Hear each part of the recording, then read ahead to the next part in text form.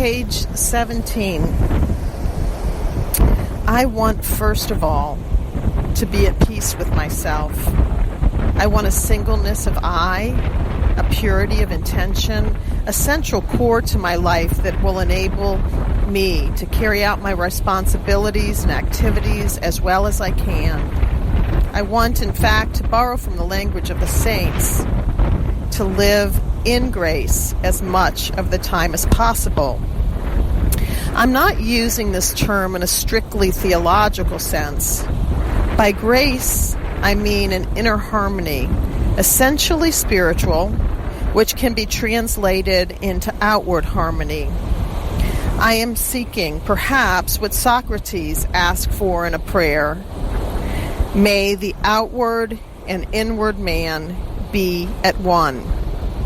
I would like to achieve a state of inner spiritual grace from which I could function and give as I was meant to in the eye of God. Vague as this definition may be, I believe most people are aware of periods in their lives when they seem to be in grace and other periods when they feel out of grace, even though they may use different words to describe these states.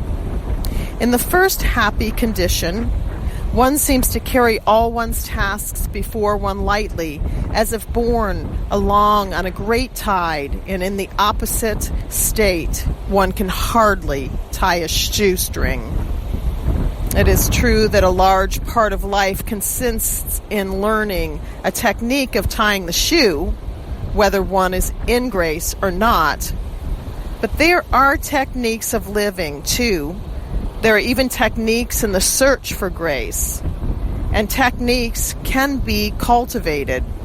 I have learned by some experience, by many examples, and by the writings of countless others before me, also occupied in the search, that certain environments, certain modes of life, certain rules of conduct are more conducive to inner and outer harmony than others. There are, in fact, certain roads that one may follow. Simplification of life is one of them.